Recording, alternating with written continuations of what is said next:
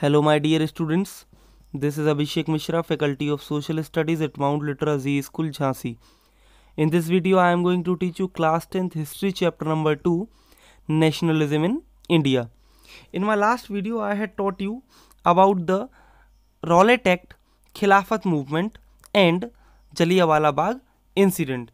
So here in this video, I am going to tell you about the non-cooperation movement that was started by Mahatma Gandhi and why there was a need to start such kind of movement. In his famous book Hind Swaraj 1909, Mahatma Gandhi declared that British rule was established in India just because of the cooperation of Indians and had survived only because of this cooperation. If we are not going to support Britishers, means if we are not cooperating with them, we will refuse them to cooperate, then what will happen? Their economy will collapse within a year and Swaraj would come. And for this, Mahatma Gandhi promoted Swadeshi. He promoted Swadeshi, the articles that were made in our country only. How would non-cooperation become a movement? Gandhiji proposed that the movement should unfold in stages. It should begin with the surrender of titles that the government awarded and a boycott of civil services, army, police, courts and the legislative councils, schools and foreign goods.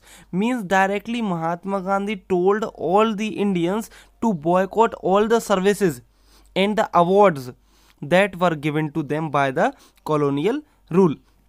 Then in case the government used repression, a full civil disobedience campaign will be launched. What Mahatma Gandhi told, that first you are not going to cooperate with the Britisher, then they will suppress you, and after that suppression, what will happen? We will start civil disobedience movement. Through the summer of 1920, Mahatma Gandhi and Shaukat Ali toured extensively, mobilizing popular support for the movement. Many within the Congress were, however, concerned about the proposals. They were reluctant to boycott the council election scheduled for November 1920 and they feared that the movement might lead to popular violence. There were so many people in the Congress also who were boycotting the council election. Means what they wanted, that there should be Indian members. If Indian members will not be included, so they were boycotting the council election also. In the months between September and December, there was an intense tussle within the Congress. For a while, there seemed no meeting point between the supporters and the opponents of the movement. Finally, at the Congress session at Nagpur in December 1920, this question is very important because most of the time this question comes in your map portion to recognize or to identify the place where the Congress session at Nagpur was done. So in the Congress session at Nagpur in 1920 December, a compromise was worked and the non-cooperation program was adopted.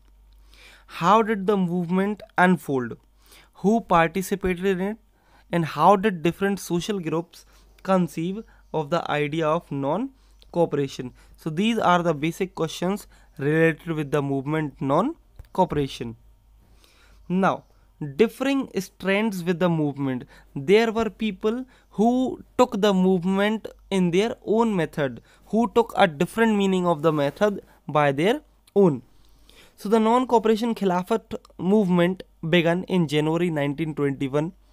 Various social groups participated in this movement, each with its own specific aspiration. The people, those who were participating in the non-cooperation movement, they were participating by their own, and for them the meaning of the non-cooperation was also different.